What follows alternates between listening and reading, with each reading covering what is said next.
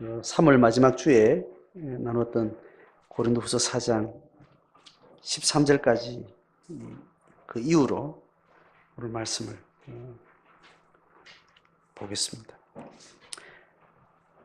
고린도후서 4장 14절로 18절입니다.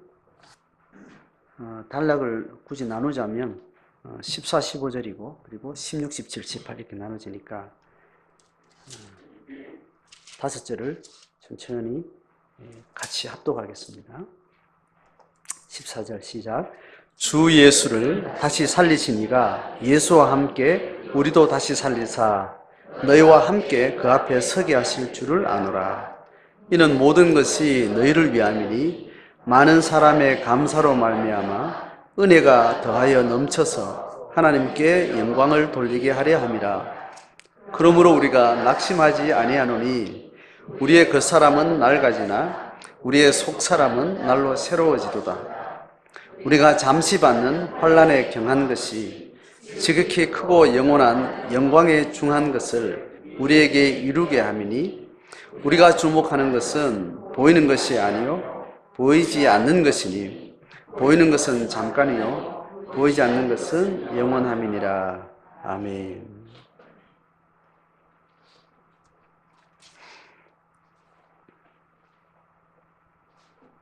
자, 그래서 18절까지 4장이 끝이 나요. 끝이 나는데 14절부터 우리가 읽었잖아요. 그죠? 근데 이거는 13절에서 쭉 같이 이어오고 있어요. 그러니까 설교해야 되는 분량이 있어서 13절에 제가 그냥 의도적으로 너무 이렇게 의도적으로 잘라서 13절을 고치고 이어지는 맥락을 이해하셔야 됩니다.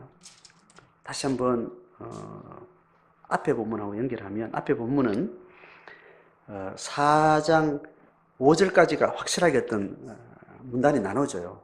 그리고 새로운 주제의 어떤 방식으로 들어가는 게 6절부터 시작을 합니다. 6절부터 시작해서 쭉 18절까지 이어지는 흐름이에요. 그리고 18절도 그래서 끝나지 않고 15장으로 들어가 보면, 다시 5장으로 들어가 보면 알겠지만, 같은 보이는 세계와 보이지 않는 세계, 영의 세계, 육의 세계의 어떤 그런 이분법의 구도를 가지고 계속해서 5절도 쭉 이어가요. 자, 그러니까 일단 18절까지 오늘 내용의 어떤 결론으로 왔다 하면 이 흐름은 6절부터 쭉 이어져요. 자, 그래서 이 6절부터 18절까지를 한 단위로 전체를 보면서 봐야 오늘 이 본문이 흐름 속에서 이해가 됩니다. 자, 그렇게 하면서 이 단위가 전체적으로 하나의 메시지로 이렇게 들어갈 때 큰 대주제가 있어요. 그게 16절에서 너무 거대한 신학적 주제를 딱 선언하고 이 강론에 들어가고 있습니다. 자, 그래서 6절을 같이 읽어보면 한 달 전에 설명했던 것을 여러분 기억할 겁니다. 같이 읽습니다. 4장 6절 시작. 어두운데 빛이 빛이라 말씀하셨던 그 하나님께서 예수 그리스도의 얼굴에 있는 하나님의 영광을 아는 빛을 우리 마음에 비추셨느니라. 이 선언은 성경 전체 66권을 딱 고정해 주는 내용이에요. 이 내용이. 그래서 보면 내용은 뭐냐 하면 하나님께서 과거에 어두운데 빛이 빛이라 말씀하셨던 하나님, 그것을 이야기해요. 창조, 하나님의 창조를 이야기합니다. 그리고 그 하나님께서 오늘 지금 고린도 교회에게 편지 쓰는 사도 바울의 신약 시대를 이야기하는 겁니다. 예수 그리스도의 얼굴에 있는 하나님의 영광을 아는 빛을 우리 마음에 비추셨다. 그리고 두 가지 센텐스로 딱 선언이 되는데 앞에를 하나님의 천지 창조로 그랬고 뒤에를 신약의 용어로 말하면 구원을 이야기하고 구약과 신약을 전체에서 맥락을 가지고 말하면 재창조라고 이야기했죠. 그죠? 기억이 납니까? 그래서 지금 4절까지 4장 지금 5절까지 있었던 이 이야기는 여러 가지 지금 흐름 속에 고린도 후서의 맥락을 가지고 오다가 사도 바울이 다시 구약 전체, 구약 성경, 신약 성경 전체를 전망하는 아주 중요한 이 창조와 재창조라는 이 주제를 가지고 신학적 선언을 하고 나서 그 관점에서 이제 두 가지 구도를 가지고 쭉 설명을 하고 있다는 말입니다. 지난주 한 달 전에 제가 이 6절을 설명했던 설교를 제가 이제 유튜브로 쭉쭉 들어보니까 그냥 용어 설명만 했더라고요. 한 15분을 설명했는데 용어 설명만 했어. 근데 이거는 성경 전체를 설명할 수 있는 성경신학적인 어떤 공부가 필요한 부분인데 간단하게 설명을 할게요. 구원을 구원으로 신약의 언어로, 자, 이제 제가 이걸 중간에 두고 이걸 이제 구약이라고 봅니다. 이걸 신약으로 이렇게 봅니다. 신약, 구약 성경으로 봐도 되고, 신약 성경으로 봐도 되고, 구약의 시대를 봐도 되고, 신약 시대를 봐도 되고, 우리는 신약 시대에 예수님의 종말까지 예수님의 초림 이후 이 시대를 우리가 살고 있는 거죠. 이게 하나님의 구원사역의 본 게임입니다. 그죠? 본 게임은 이건 오픈 게임이에요. 이거는, 이스라엘 국가 공동체, 국가 교회와 하나님의 구원 역사를 전 인류를 향해, 피조세계 전체를 향해서 하나님께서 구원하실 계획의 모든 하나님의 구속 계획을 예언을 하신 거죠. 그렇게 보여주고 나서 그것을 실제로 실행한 것이 예수가 오고 나서 모든 열방에게 구원의 역사를 만들어가는, 우리는 본 게임 과정에 우리가 지금 살고 있는 겁니다. 우리가 이제 살고 있는 시대는. 자, 이것이 예수 그리스도의 구원 사역이라는 것으로 이 시대 전체를, 구약 시대 전체를 이걸 가운데 두고 이야기를 하는데, 시간의 양으로는 이것이 전체, 구약 시대도 그것이 거의 꽉 차죠.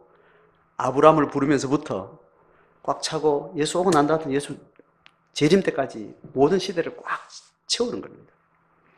그러니까 전 단계의 예언 시대에 예언했던 예수의 구속 사역이 이제 실제로 열매맺어 가는데, 이게 시간의 양으로는 모든 시간을 거의 꽉 차고 있지만, 이거는 뭐하고 대조가 되는가 하면 하나님의 창조 사역하고 이렇게 대조가 되는 거예요. 하나님의 창조 사역이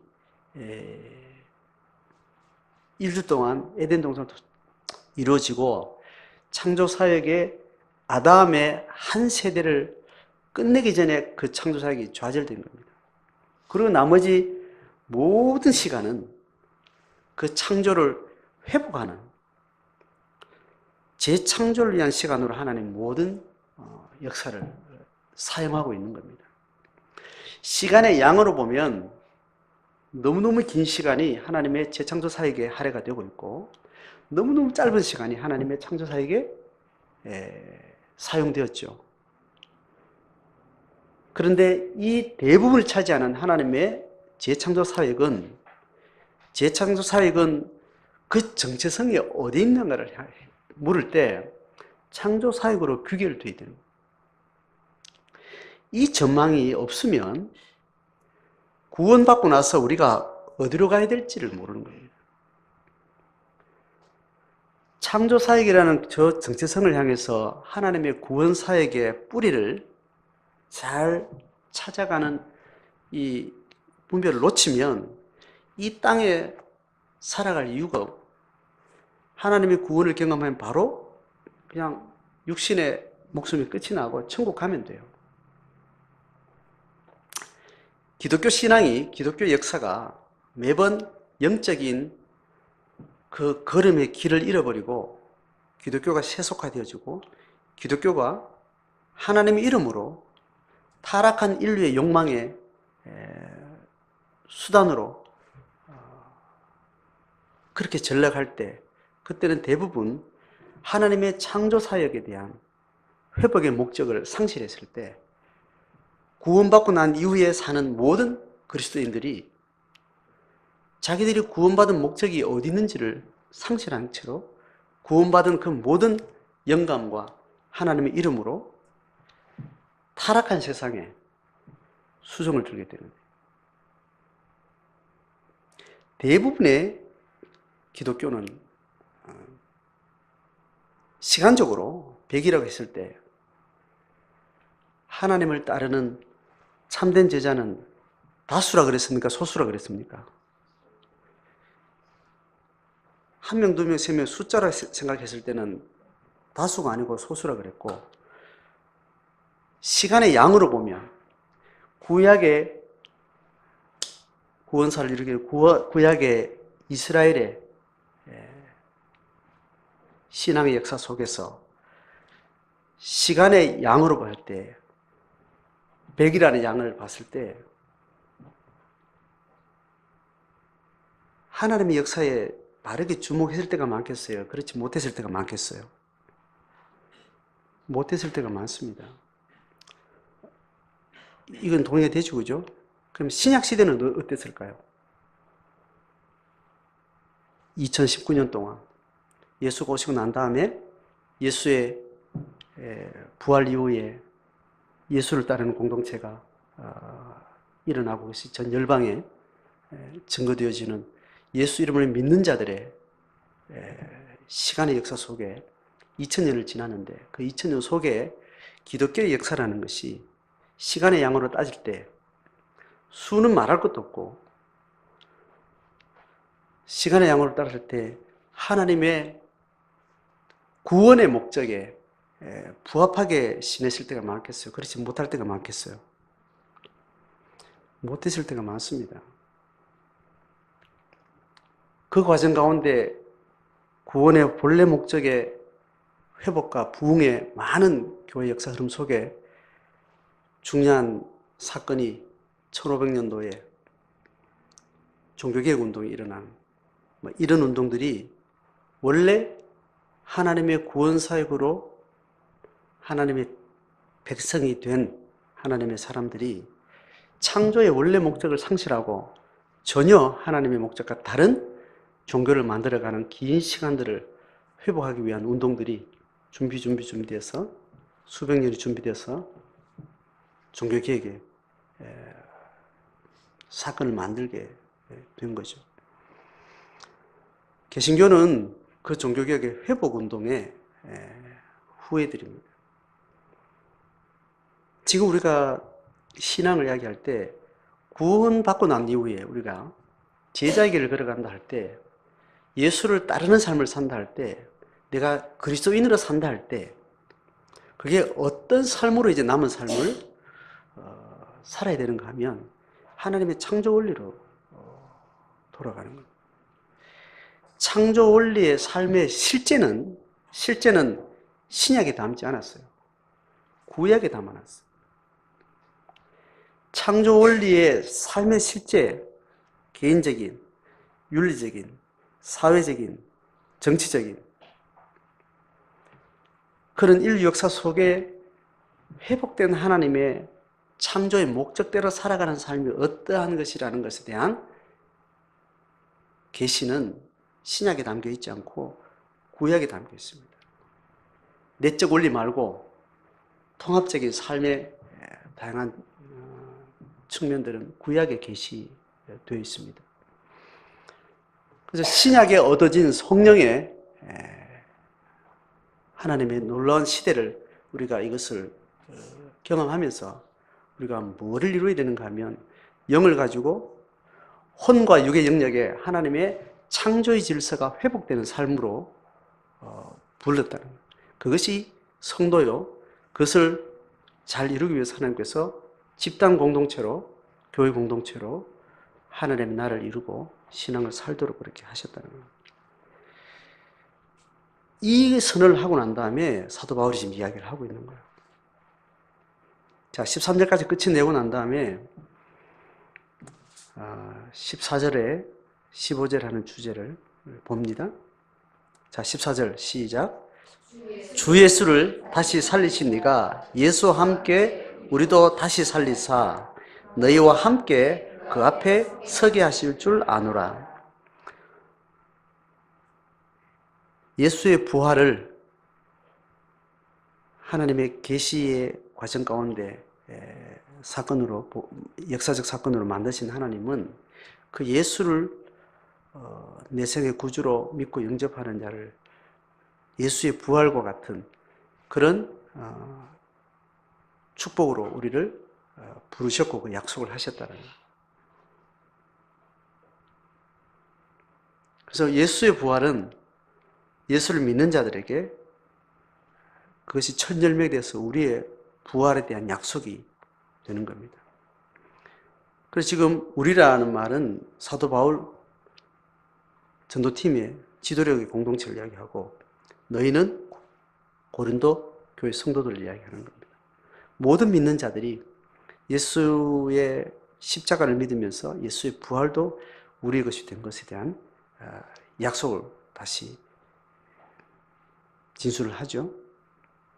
이것 때문에 보세요. 15절은 이 약속은 우리로 하여금 뭐를 목적하는가 하면 이는 이 약속이 우리에게 주어진 이유는 뭐냐 하면 모든 것이 너희를 위하다. 성도들을 위한 거고 믿는 자를 위한 건데 자 많은 사람의 감사로 말미암아 은혜가 더하여 넘쳐서 하나님께 영광을 돌리는 거예요. 예수의 부활에 내 부활로 경험되어지고 그것이 확신되고 그것이 내 삶이 될 때 이것이 우리에게 어떤 삶의 증거로 나타나는가 하면 감사라는 어떤 열매로 나타난다는 겁니다. 조건이 뭐예요? 예수의 부활 사건이 내 믿음 안에 들어와 있는 이것 때문에 감사하다는 거예요. 다른 조건이 아닙니다. 그래서 은혜가 더하여 넘쳐서 은혜가 넘친다는 하나님의 축복이 내 안에서 풍성해진다는 말이고 그래서 하나님께 영광을 돌리는 이런 일들이 있는 거예요. 그러니까 예수를 믿는 자는 예수의 부활 사건의 그 생명이 우리의 삶의 실제가 되어서 우리가 다른 조건과 상관없이 형이상학적인 영적인 이 사태가 우리의 물질 사태의 모든 환경을 뛰어넘는 어떤 고백으로 나타나게 된다는 거예요. 자, 그래서 이 15절에 말하는 감사와 은혜가 넘쳐서 하나님께 영광을 돌리는 조건은 뭐예요? 예수 부활의 내 부활에 대한 약속으로 내가 모든 삶들을 해석하는 중요한 자기 고백으로 받아들여서 감사가 넘치고 그 은혜가 넘치고 하나님께 영광을 돌리게 됩니다. 가난한 자들은 덜 돌리고 부도 맞은 사람은 거기서 좀 제외되고 대학 못 간 사람들은 사업이 파탄 난 사람들은 다 이 부분에서 조금 뒤로 물러서고 일을 성공하고 자기 원하는 대로 잘 해내는 사람들만 감사하고 은혜가 넘치고 하나님께 영광 돌린다는 것이 아니라는 거예요.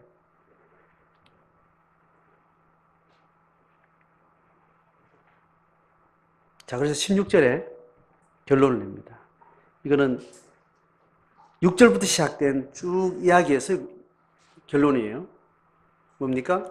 그러므로 해서 하나님의 창조와 재창조의 부르심의 주체가 하나님이고 그 하나님의 부름받은 우리가 앞에서 여러 가지 이야기 13절까지 이야기 있고 13절 오늘 이야기에서는 예수의 부활이 우리에게 빛을 비춰주신 성령의 빛이 예수의 십자가로 인해서 그의 부활을 믿는 우리들에게 오신 약속된 성령으로 인해서 우리에게 주어진 건데 그 빛은 우리를 하여금 부활에 대한 소망을 우리 삶의 실제가 되게 해서 감사의 삶을 만든다는 겁니다. 자, 이 결론을 두고 그렇다면 이 믿음을 가진 우리는 이제 어떤 결론을 이야기할 수 있다는 겁니다. 자, 6절 그러므로 상반절만 읽습니다. 시작. 그러므로 우리가 낙심하지 아니하노니 요거예요. 자, 결론은 그래서 우리가 어떤 상황이든지 자, 이 낙심이라는 이야기는 영적 조건이에요. 지금 육체적 조건이에요. 자, 육체적 조건에 들어와서 자, 영적 조건이 이렇게 부활과 믿음이 우리에게 감사와 은혜의 부여함과 하나님께 영광 돌리는 이 고백의 삶이 실제가 될 때 그렇게 될 때 우리의 육적 삶을 지배하는 모든 상황 가운데 있는 어떠한 것도 우리한테 낙심의 조건이 되는 거예요? 안 되는 거예요? 안 된다는 거예요. 자, 이 결론입니다. 어떤 이유로든지 믿는 자가 영적인 삶과 육의 삶을 동시에 우리가 발딛고 있으면서 육의 상황의 어떠한 조건도 우리를 낙심케 할 수 있는 조건이 될 수 없다는 거예요.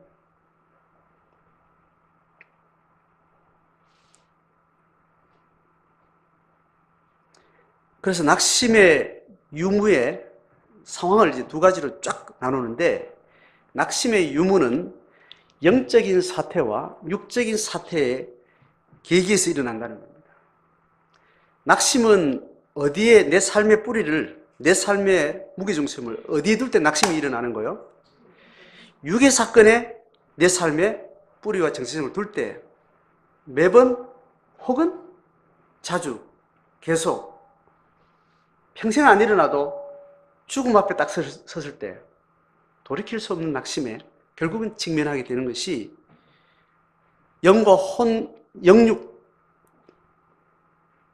두 가지 흐름 속에서 우리가 무게중심을 어디에 두느냐에 의해서 그렇다는 겁니다. 그래서 우리의 무게중심은 앞에서 이야기는 하나님의 창조사역과 좌절된 창조사역에 연이어진 하나님 재창조사역을 부름받은 우리는 이 비춰진 재창조의 빛 때문에 우리는 도무지 낙심할 수 있는 사람들이 아니라는 결론을 내는 겁니다. 자, 그래서 반복하는 것이 대꾸가 네 가지 나와요. 자, 첫 번째 대꾸는 뭐예요? 그 사람과 속사람이에요.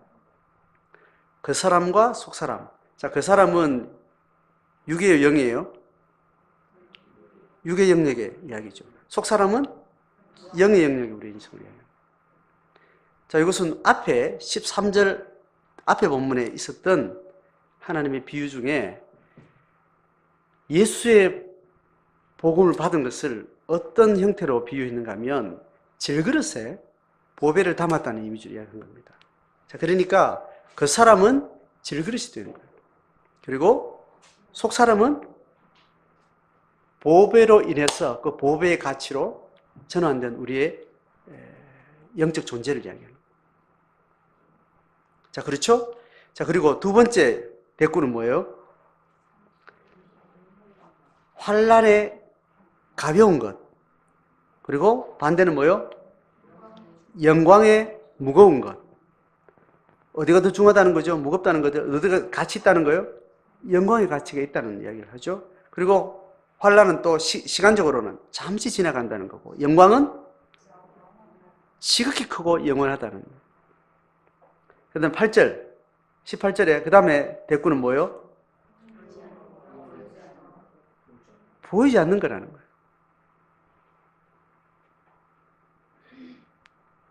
육은 보이는 것이고, 그리고 앞에 이야기한 환난과 영광을 이야기할 때 했던 수식이 잠시 받는 것과 지극히 크고 영원하다는 그 수식을, 보이는 것은 잠깐이고 보이지 않는 것은 영원이다. 자, 이 양쪽에 쭉 대꾸되는 이야기는 다 한결같은 흐름이에요. 이거는 초등학교 4학년만 되면 이 흐름이 단어는 다 달리 이야기했지만 같은 것을 이야기하는 다양한 측면에서 이야기를 하고 있다는 것은 너무나 잘 아는 이야기입니다. 뭐 설교 더 이상 할 필요가 없습니다. 이것을 18절에 말하는 우리가 주목하는 것이 무엇인가는 누구한테 달린 거예요? 예? 주목하는 것이 결론은 이 두 가지 상반된 흐름에서 우리가 주목하는 것의 열매는 누가 성취하는 거예요? 육의 사태를 겪고 있는 모든 사건 앞에 선 각자의 영혼이 어디를 주목할 건가에 대한 선택이 있는 거예요. 그 선택은 성령께 있는 거예요? 우리에게 있는 거예요? 예? 이거 우리에게 있습니다. 이 선택은, 이걸 돕는 사역은 성령이 하시고 삼위 하나님이 모든 걸 돕는 사역을 하지만 이 열매를 실제화하는 주체는 누구라고요? 부름받은 각 제자라고. 하나님의 성육신이 이렇게 신이 보조자가 되고 창조된 인간이 하나님의 역사의 주체로 그렇게 우리를 앞세운 상태예요. 이게 엄청난 하나님의 성육신의 모형입니다. 그러니까 우리에게 주어진 이 무게감이 얼마나 큰지, 이 방향으로 흐르면 두만강으로 빠지고, 약간 파도를 잘못하면 어디로 빠져요? 압록강으로 흐르는 거예요.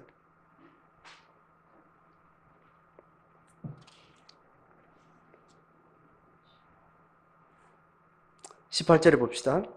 우리가 주목하는 것은, 주목을 어디에 하느냐에 달려. 주목을 어디에 하느냐. 주목을 하려면, 자, 우리가 주목을 잘 하려면 제가 두 가지 캣을 주는데, 육체 오감을 줄이는 게 낫겠어요? 육체 오감을 예민하게 하는 게 좀 낫겠어요? 예? 우리가 바른 것을 주목하려면, 재창조의 소명에 바른 주목을 하려면 육체 오감을 줄이는 게 좋겠어요? 그걸 더 활성화하는 게 좋겠어요? 예? 육체 오감은 뭘 감지하는 거예요? 육의 사태를 경험하는 기관이다. 이걸 줄여야 되는 거예요. 눈을 뜨는 게 좋겠어요? 눈을 감는 게 좋겠어요? 예? 뭐 감고도 뭐 얼마든지 육을 쫓아갈 수 있지만, 기도를 하는 게 좋겠어요? 기도를 안 하는 게 좋겠어요? 세상에서 하는 일들을 하루 24시간이라면 세상에서 해야 될 많은 일들이 양이 많으면 좋겠어요? 적으면 좋겠어요? 그러면 정규직이 좋겠어요? 비정규직이 좋겠어요?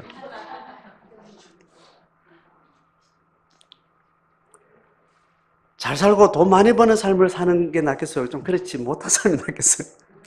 조건이 똑같을 때.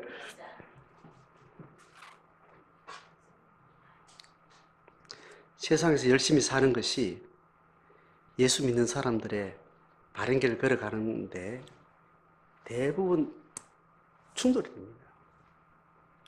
세상에서 열심히 살고 성실하고 잘 살고 부지런하고 착하고 뭐 이런 다양한 것이 있죠. 그런 것들이 예수를 따르는 걸음하고 전혀 상반되게 있습니다.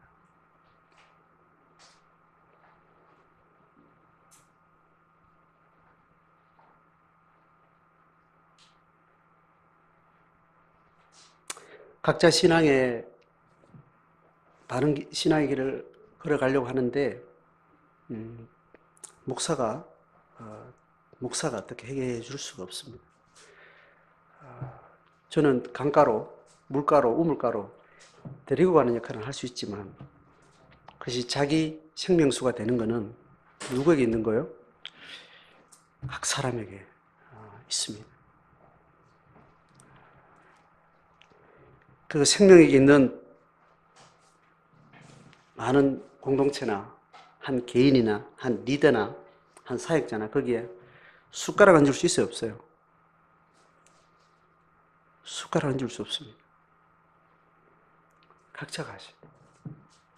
각자의 영감을 각자가 자기 몸으로, 자기 실천으로, 자기 삶의 영역으로 이뤄가지 않으면 하나님의 나라는 계속해서 유보가 되는 거죠.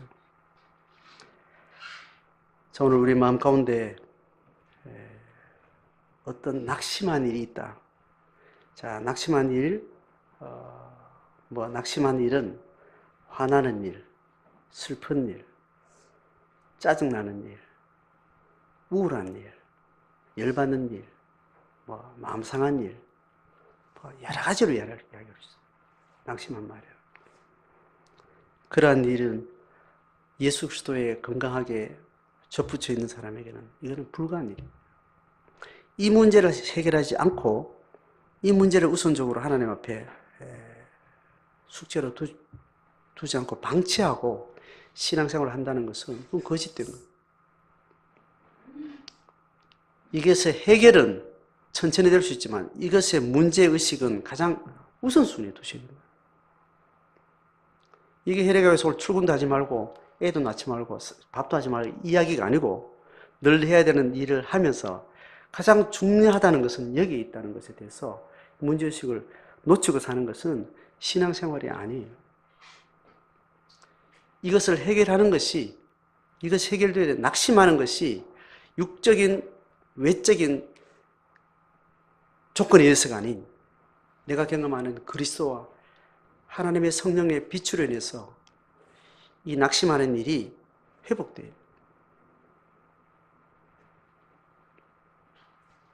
이것이 이루어지지 않으면, 이것이 가장 중요한 문제의식이 와 있지 않으면 다른 어떤 삶도 신앙의 삶으로, 삶의 예배로 들어올 수가 없습니다. 그래서 이 문제를 빨리 해결해라. 낙심하는 인간은 인간도 아니요. 이건 신앙도 아니요. 이렇게 말하는 것이 아니고 낙심한 일이 내가 지금 가장 심각한 일이다라는 우선순위를 두고 사셔야 된다는 거예요. 그 낙심한 일은 1년 걸릴 수도 있고 10년 걸릴 수도 있어요. 그러나 이것이 가장 중요한 문제라고 둘 때 빨리 그 낙심한 일에 집중하기 위해서 다른 삶의 상태를 재구성할 수 있게 됩니다. 정규직으로 살고 있는데 계속 낙심한 상태를 안고 살아가는 것이 계속해서 해결되지 않는 것이 뭐가 문제고 도대체? 정규직으로 살아가는 내가 삶의 일상 때문에 문제 싶으면 정규직을 포기를 하셔야 됩니다.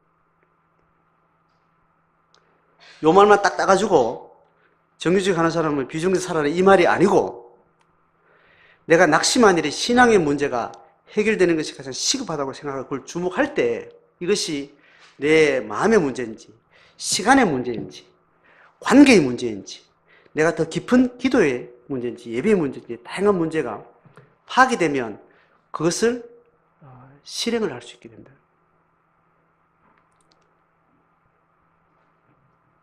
그래서 본질의 문제에 바르게 주목하지 않고 엉뚱한 일들을 자꾸 하게 될 때 구원받은 자들이 하나님의 재창조 사역에 들어가지 않고 하나님의 이름으로 자기네 육신의 욕망을 계속 채우려고 하는 일들에 끊임없이 하나님을 사용하고 종교를 사용하게 돼요.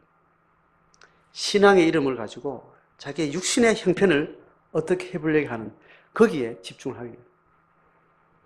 이걸 가지고 종교라 그래요. 생명 없음이라고 해요.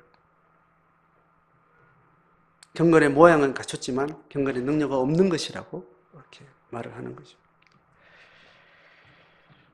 자, 각자 한 주간 혹은 1년 여러분 삶의 무게 가운데 짐지고 있는 것이 내가 기쁨과 감사함을 하지 못하고 낙심된 마음으로 누구를 미워하는 마음으로 누구에게 원한을 가진 마음으로 상처받은 마음으로 자기를 사랑하지 못하는 심정으로 우울한 마음들이 계속해서 들어오는 그런 사태 속에서 살아가고 있다면 이걸 가장 우선적인 과제로 하나님 앞에 주목을 하셔야 되고 그것이 하나님의 창조사역으로 들어가는 거예요.